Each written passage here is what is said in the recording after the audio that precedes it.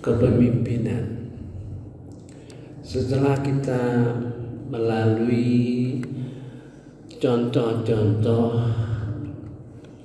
hubungan antara yang dipimpin dengan yang memimpin, kita memperoleh suatu pengertian, bukan pengertian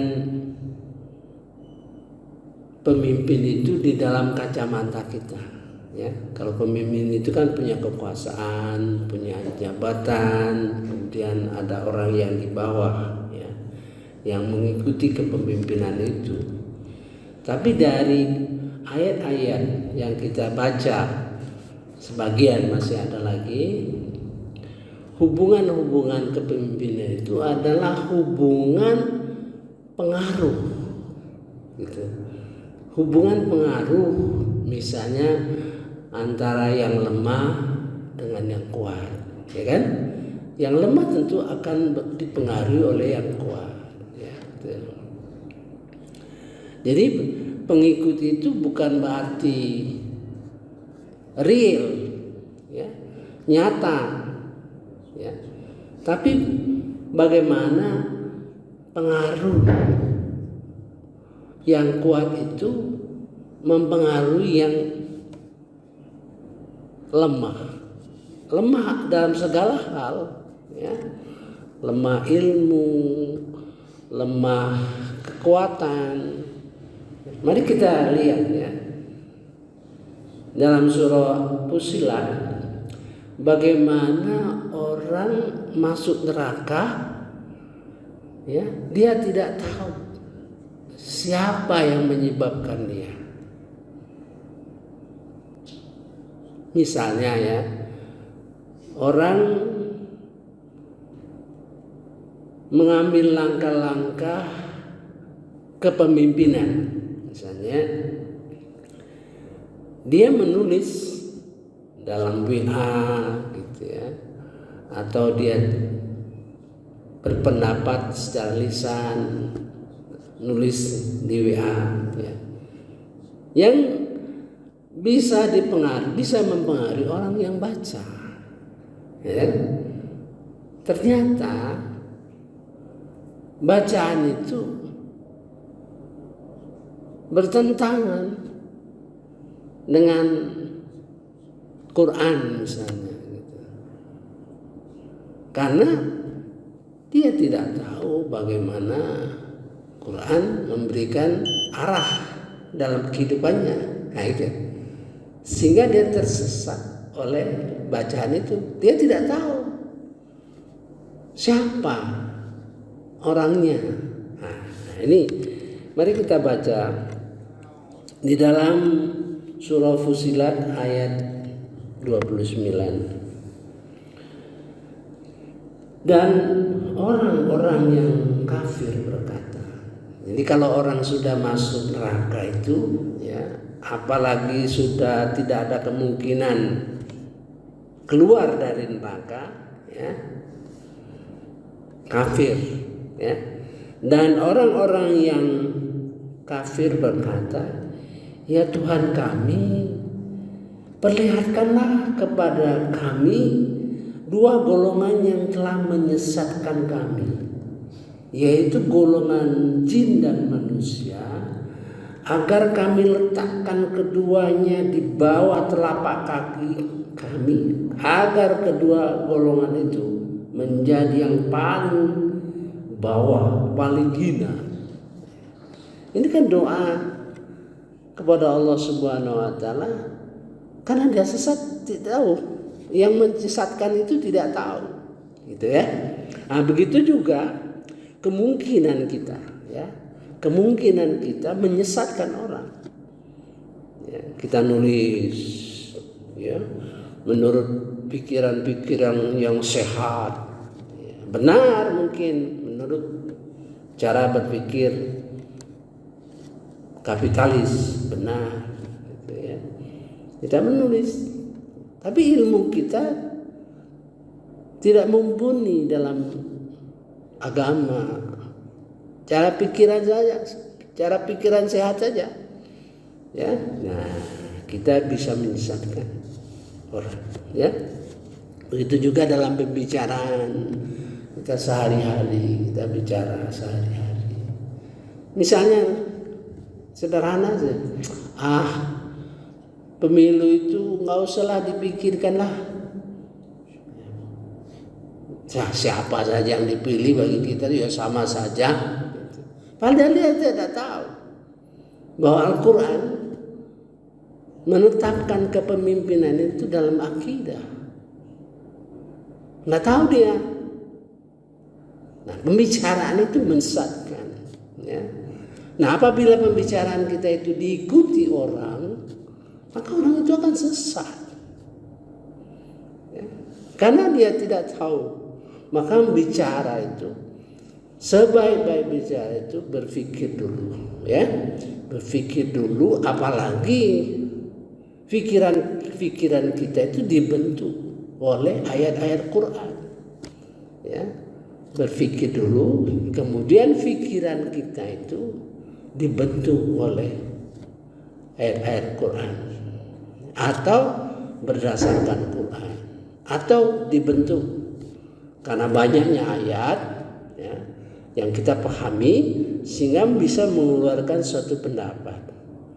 Nah, pendapat itu tentu didasari oleh ayat-ayat yang kita telah pahami, ya. Nah, A'udzubillahi minasyaitonirrajim. Bismillahirrahmanirrahim. Mudah-mudahan kita tidak termasuk golongan ini di neraka nanti, golongan yang buta, nggak tahu apa-apa. Wa qala alladzina kafaru, dan berkata orang-orang yang kafir. Hati-hati, ya. Kalau baca kafir jangan terlalu dibisikkan oleh setan, itu kafir, orang kafir itu. Kita kan bukan kafir, kita kan mukmin. Jadi kafir itu kondisi, ya. Kondisi orang ini sudah masuk neraka dan tidak akan keluar lagi. Ya, itu, ya. Mungkin semula orang yang Islam, ya. Rabbana arinal ladzina adallana, ya Tuhan kami, perlihatkanlah, tunjukkanlah yang menyesatkan, orang yang menyesatkan kami, ya. Minal jinni wal ins, dari golongan jin dan manusia. Karena jin dan manusia itu, jin, setan membisikkan, menggoda manusia dengan bisikan-bisikan, ya. Kalau itu sukses, maka manusia itu akan melakukan sesuatu sesuai dengan bisikan-bisikan setan itu, ya. Dua kemungkinan. Seandainya dia melakukan kesalahan, ya, dan dia malu menunjukkan kesalahan-kesalahan itu, sehingga ditutup, itu orang manusia yang berdosa. Tapi kalau manusia tadi sedang melaksanakan apa yang dibisik-bisikan setan, dia tunjukkan, malahan bangga, misalnya, ya, misalnya orang yang minum-minum. Kalau orang yang minum-minum mabuk-mabukan itu, dia malu, ya, dia tidak cerita, ya. Itu manusia yang berdosa, yang insya Allah diampuni oleh Tuhannya, ya. Kalau yang setan, ya, manusia setan, malahan dia sesumbar. Oh, kalau gua, ya, minum itu, wah, udah cukup 1 botol 2 botol, wah, itu bangga dia, ya. Atau dia melakukan kemaksiatan yang lain, ya korupsi, malah dia bangga, ketawa-ketawa. Itu manusia setan, ya. Yang sulit diampuni dosanya. Jadi kalau kita berdosa, malu, namanya berdosa itu malu, menutupi, ya, sehingga orang lain tidak tahu. Kalau ketahuan dia malu, nah, itu orang yang berdosa, yang boleh dengan mudah-mudahan Allah mengampuninya. Tapi kalau orang yang manusia setan itu berat sekali, ya. Minal jinni wal insi, ya, dari golongan jin dan manusia. Naj'alhuma, ya, maka ketempatkan, ya, kepalanya itu di bawah tahta aqdamina, di bawah kaki kami, ya, liyakuna minal asfalin, supaya mereka termasuk yang paling hina. Jadi semua orang yang diceritakan, ya, akibat hubungan kepemimpinan, ya, dalam arti pengaruh, ya, pengaruh orang terhadap yang lain, pada umumnya yang diceritakan dalam Quran, ya, membalas, ya, membalas. Ada yang mengatakan supaya 2 kali lipat azabnya, nah gitu.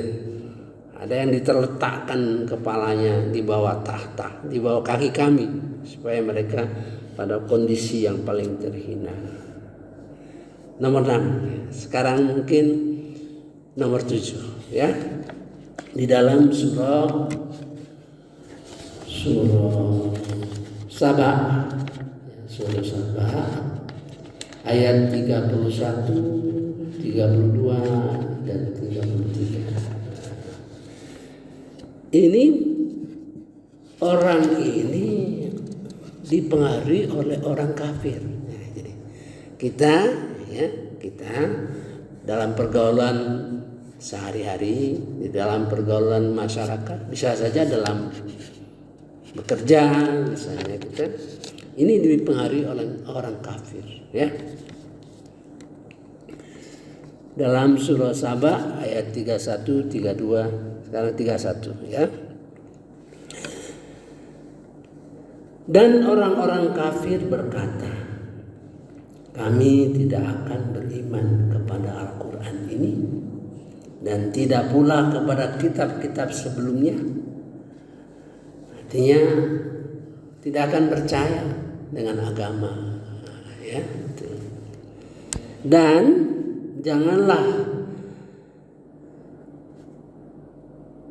Dan alangkah mengerikan kalau kamu melihat ketika orang-orang yang zalim itu dihadapkan kepada Tuhannya. Sebagian mereka mengembalikan perkataan kepada yang lain, melenglesnya, ya. Sebagian mereka mengembalikan perkataan kepada sebagian yang lain. Orang-orang yang dianggapnya lemah berkata, nah, orang-orang yang dianggapnya lemah ketika berkata kepada orang-orang yang menyombongkan diri, ya, kalau tidaklah karena kamu, tentulah kami menjadi orang-orang mukmin.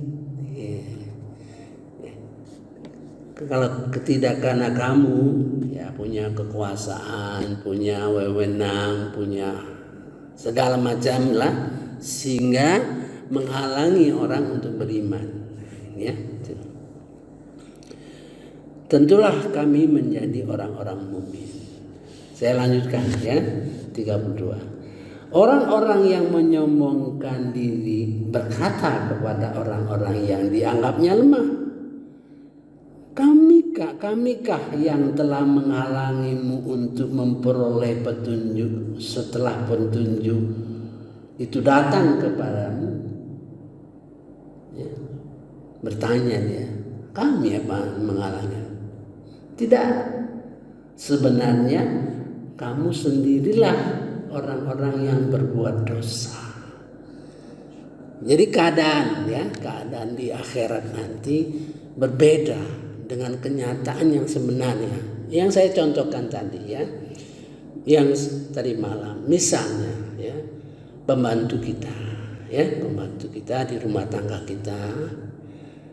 Karena berat ya pekerjaan ya, dan mungkin aturan kita terlalu ketat sehingga menghalangi dia, sehingga dia terhalang untuk melakukan ibadah gitu. Ya, tidak melakukan ibadah. Nah, pada kondisi sekarang dia mungkin senang ya, tugas berat sehingga mudah sekali dia lelah, dia tidak sholat misalnya, dia senang sekarang ya. Tapi nanti di akhirat nanti dia akan punya hujah karena dia terhalang oleh kita. Untuk hati-hati kalau misalnya kita punya tukang ya bekerja, ingatkanlah kalau waktu sholat, Pak sholat dulu dah, makan. Setidak-tidaknya kita, padahal dia senang, ya kan? Dia nggak sholat, kita perhatikan nggak sholat.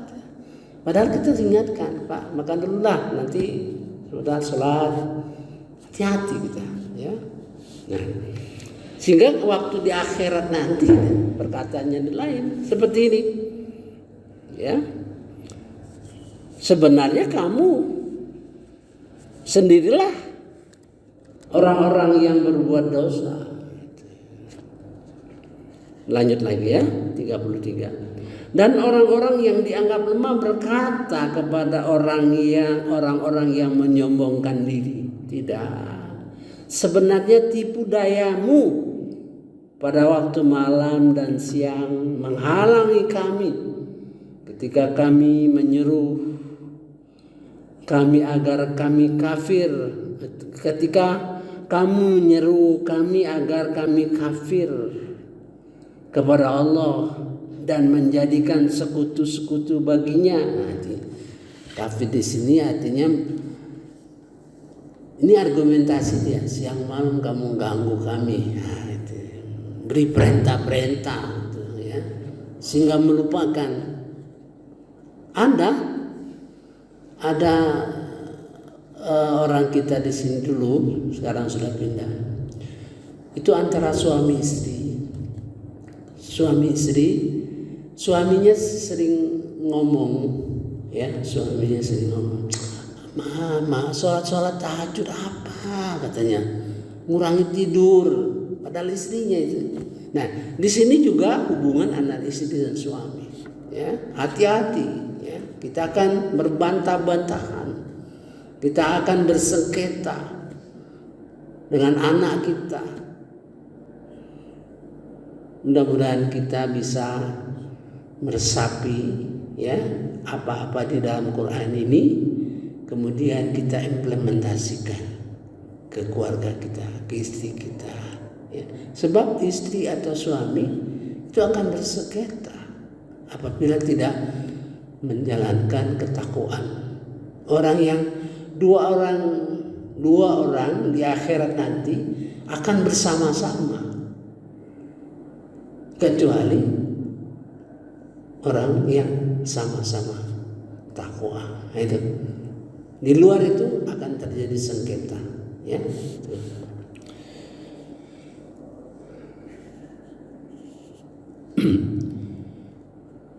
Kamu menyeru kami agar kami kafir kepada Allah dan menjadikan sekutu-sekutu baginya.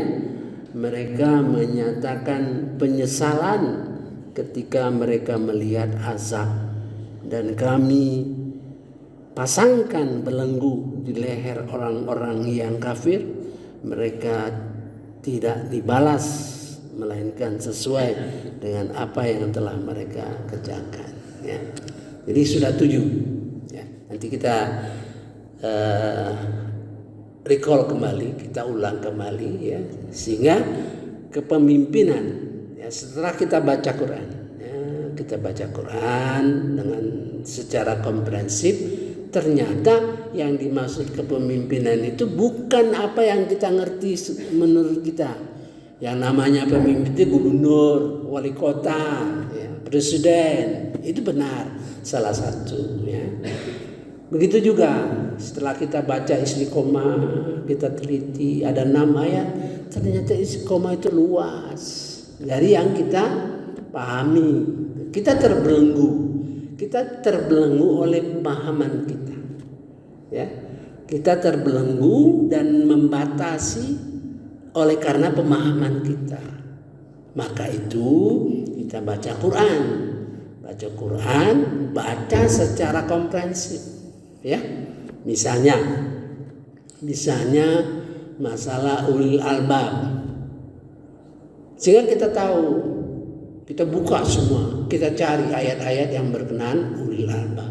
Ada 13. Nah, setelah kita baca secara komprehensif, ternyata kita pahami dengan baik. Nah, begitu ini. Pikiran saya sebelum ini, pemimpin itu ya pemimpinan. Ternyata setelah mempelajari tujuh